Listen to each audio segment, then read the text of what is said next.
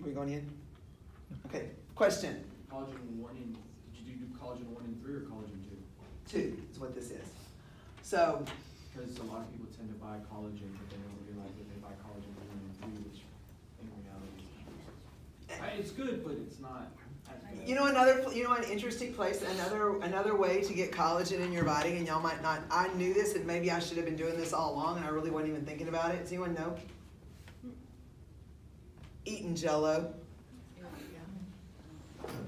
Jell-O is loaded with collagen. Now you got to be careful; it could be loaded with sugar too, if you're, But there's unflavored Jell-O that basically is just a collagen-structured thing. I already like the texture of Jell-O. I think about eating unflavored Jell-O.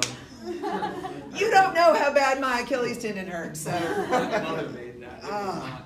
Yeah, so it's just interesting how things start to look like. Did you have a question? Nope. Okay. Awesome. So again, we talk about collagen being that matrix of everything. So we definitely need to keep that. You guys, I tell, take your finger and like push it right here on your chin, your cheek, and you see how it bounces back. The younger you are, the more collagen you have, the more bouncy it is. Okay, who said what? She said no. Stop! Stop, Kim. Stop. Were you telling me that mine was not bouncing back? So that's what we know is we do lose collagen and that elasticity as we age, which is why, what kind of people are you? Okay, so if I am training my receptors by Fab 5 training, can't I help increase the amount of growth hormone that I am cranking out? Yes, which means therefore I am helping with my collagen receptors as well. Okay? Now, the next thing it talks about is cartilage. Now, there's this misnomer out there that once your cartilage is messed up, that it's messed up your whole life. People are like, I don't have any more cartilage left in my knees. I don't have any cartilage anywhere. Here's what we know is, if you will continue to tap into your pituitary gland to increase growth hormone receptors, you can actually bring a little bit of the elasticity and cushioning back to your cartilage. Cartilage is so important. Now listen, I want to teach you what I call the kinesiology secret handshake. Okay, it talks about 3 functions of cartilage, and it's not in this section of the book, but you will know it when we get there. Okay, kinesiology acts in our body as 3 different things. Now, so can you still see me on the video? Can you still see me? All right, so everybody find a fist and find a friend. Okay, turn around. Okay, so now, what cartilage does in our body is go like this and rock it back and forth. Rock it back and forth. Okay, so it acts as a smooth articulating surface. Okay, you rock back and forth, all that. Now, the other thing it does is it acts sort of as a shock absorber. Sort of as a shock absorber. Okay, so what's the first one? Smooth articulating surface, shock absorber, and then this is when it gets fun. Go like this. It acts as a connector. Okay, it's a connective tissue thing. Okay, so those are the 3 functions of cartilage in our body. And here's the whole thing. Do you want articulation between your joints? Yes or no? Yes. Yes. Do you want shock absorption between your joints? Yes or no? Yes. And holy cow, do you want your joints to stay connected together? Yes. So take care of your cartilage by stimulating growth hormone receptors. It all comes down to stimulating the receptors. Okay? You guys, this increases the retention of nitrogen, sodium, potassium, and phosphorus. Now, I know you're wondering, what in the world and why do I care if my nitrogen, sodium, potassium, and phosphorus are being retained the right way?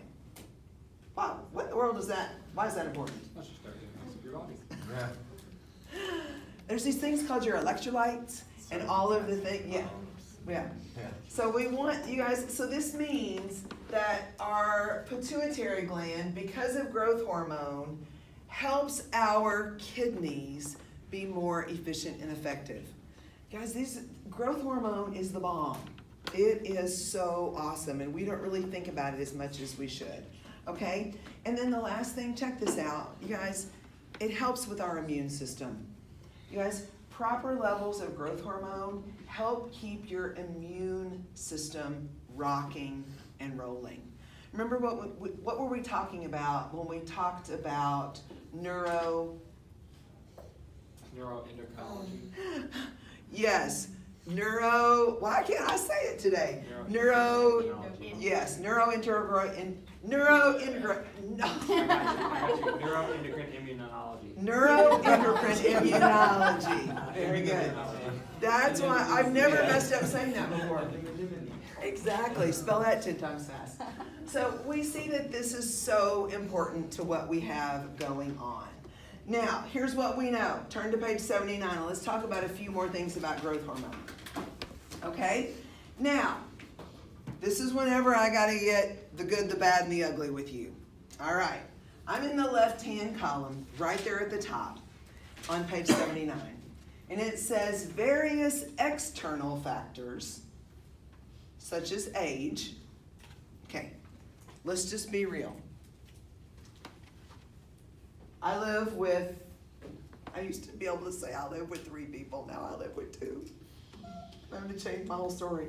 Okay, so the 2 males that I live with now, okay, one is 6 feet tall, 15 years old, wears a size 13 shoe, eats everything in sight, rocking and rolling, okay? The other guy that I live with is 56 years old, 5'10", very active, but let's be real. Which one of those 2 dudes has more free circulating growth hormone right now? 15-year-old. Why? He's younger. He's doing what? Exercise. What's this right here? He's growing. Growing. He is growing. Right now, Carter's pituitary gland is cranking out growth hormone to the point that you can actually look at him from day to day, and I'm like, are you taller now than you were when you went to bed last night? That's really how quick things are happening. So age has something to do with that, okay? Male versus female. Typically, males crank out higher levels of growth hormone because typically male forms are bigger than female forms, okay? Now it talks about sleep.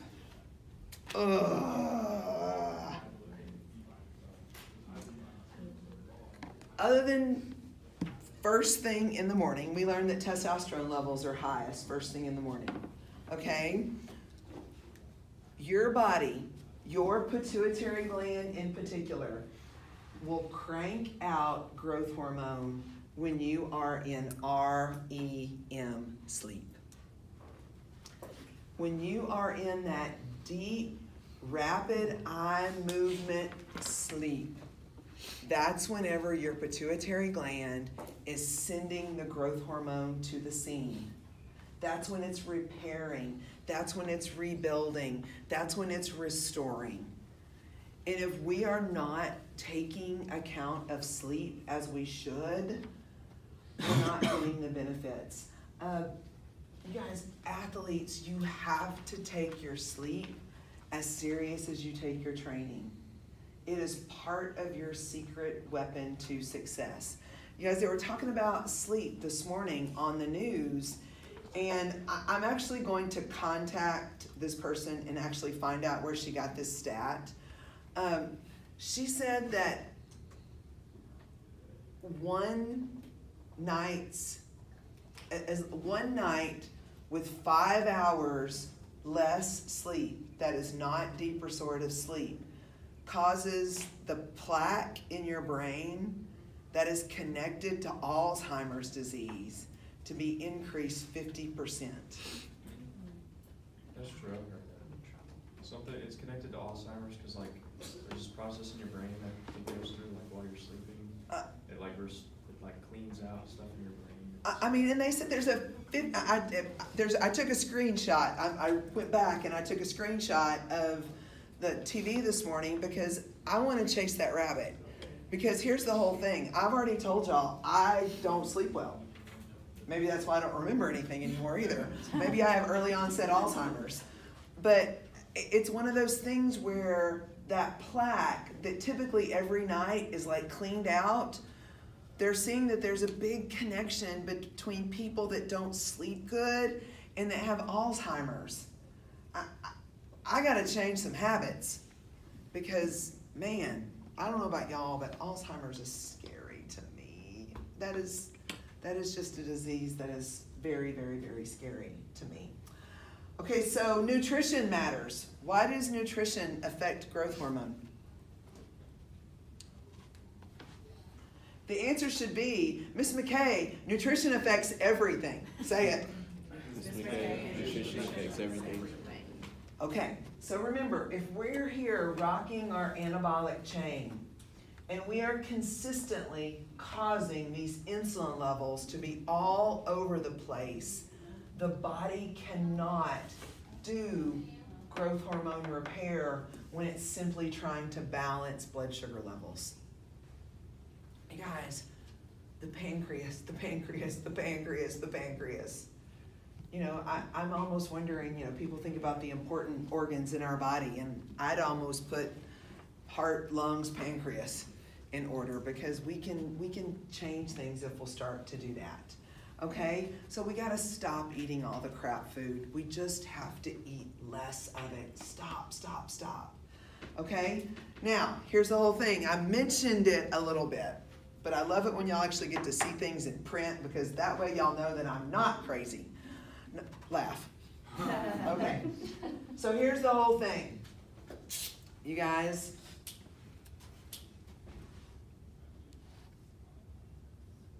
alcohol consumption stops the pituitary gland from making growth hormone.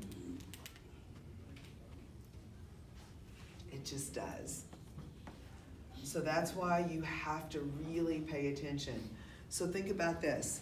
Let's just say that you have an overtrained athlete that's past puberty.